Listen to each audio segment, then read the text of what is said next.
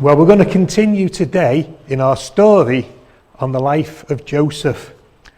And if you remember last week, we heard how Joseph's father had given him a coat of many colours, and that had caused his brothers to be jealous. Remember as well that we saw that Joseph was a man who loved God and who wanted to do what God had said in the Bible. And that caused problems. He was a man who God spoke to in dreams. And when he told his brothers about those dreams, they hated him more. But you know, sometimes they weren't around. And I suppose that was going to be good because there wasn't that feeling between them. The boys would often go, the older ones would go off with the sheep and find new pastures for them to go to. And on this occasion, they've gone all the way up to a place called Shechem. But after a bit, Jacob gets concerned, and Jacob says to his son, Joseph, will you go? And of course, Joseph loves his father, and Joseph says, yes, I'll go. He wants to go, and he wants to find out how his brothers are getting on. And so off he sets. Do you know, sometimes we think, it's not that far. But when you look at the map, Hebron, all the way up to Shechem, that was 50 miles. 17 years old, he's going off on his own. He may actually have had to walk all that way, we don't know. It's a long way. But he did it because he wanted to find out, and he was obedient to his dad. When he got there, he started looking around. And as he looked around the place, he thought, where are they? So he'd go over the next hill, look there, no one. You see, they had moved on. Eventually, he bumps into another man and he says, have you seen them? And they tell him, yes, they've moved on and they've gone to a place called Dothan. Now, Dothan is another 12 miles further north. But that's okay.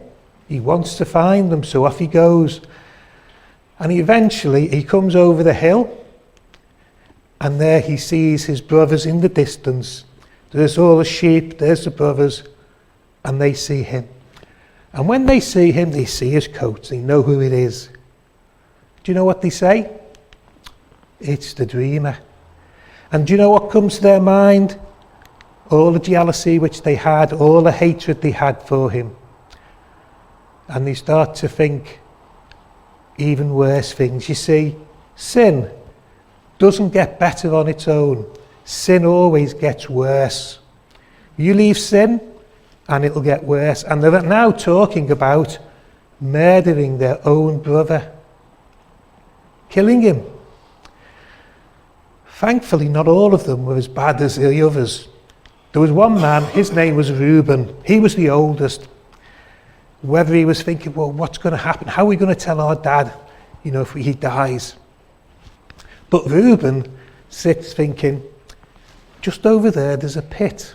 We don't need to kill him. We could throw him into the pit. And so that's the plan. And all the others think, yeah, great idea. But Reuben had another little plan of his own. Later that night, he would come back and he would get Joseph out the pit. And he'd be able to get home and be safe. Well, once they had decided that's what they would do, they threw him into the pit. They took his coat off and they left him down there. There was no food, no water to drink. It was cold. It was not nice. But his brothers, they sat there having a lovely meal, nice things to drink. They'd forgotten all about him suffering in the bottom of the pit. Reuben had gone away. And all of a sudden, onto the distance comes some traders. They had travelled from Gilead, which is across the Jordan, and they'd come across and they were travelling down on their journeys to sell what they had. And the boys saw it. Judah, great idea. What is it we want to do?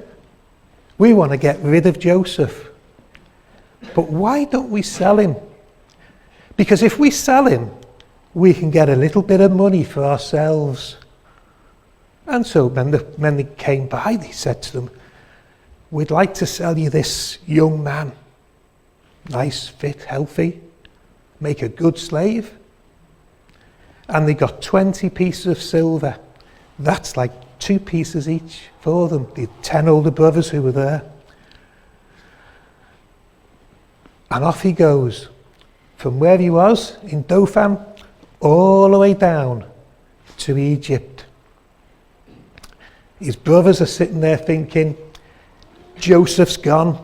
Great, our plans are working. We've got rid of him. We'll never see him again. We'll never have to listen to him telling us what God said to him or anything like that. Do you know, they're thinking their plan has come to pass just as they wanted. But actually, it's God's plan that's coming to pass. And that's what they didn't give any thought to. No thought that God is at work in all of this.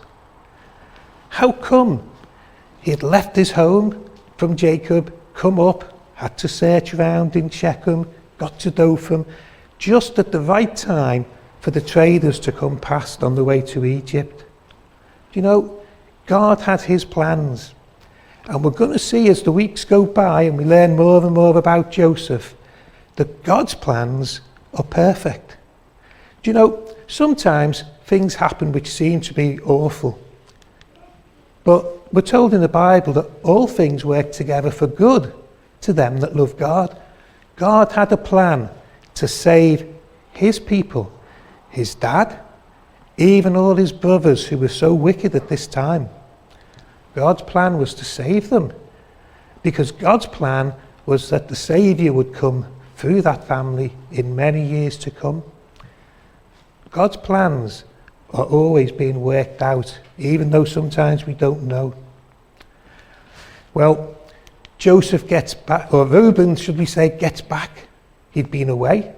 He looks down the pit. Where's Joseph? He wants to know where Joseph is. He's upset. He tears his clothes. What are we going to tell Dad? That's the question he's got. What are we going to tell him? And then they come up with the plan. They took his coat off him. They also had a little goat there. So they took the goat and they killed it, and they poured the blood all over the coat.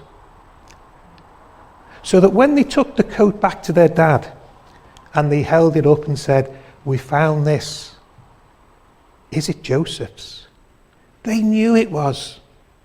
But of course, Jacob, when he saw it, he thought a wild animal had killed Joseph and he was dead. Do you know, nobody could come and say to Joseph, it's all right, Jacob, don't worry about it. He was really upset. Nobody could come and say, you're okay, don't worry. Wonder what people would have said. Don't worry, he's gone to heaven. He's with God now. But that wasn't going to be a great comfort. Don't worry, you've still got another 11 boys, and you've got some girls as well. We're all here for you. Do you know, sin does get worse. You know, it started off with jealousy, with hatred, going nearly to murder, but selling their brother into slavery. Sin gets worse, and lies. And you know, sin affects everyone else as well. Sometimes we think, well, no one's going to know, it's not going to affect other people, but it does. Sin is awful, and we need to remember that. A lot of lessons in the life of Joseph. Going to hear some more next time I speak. Thank you.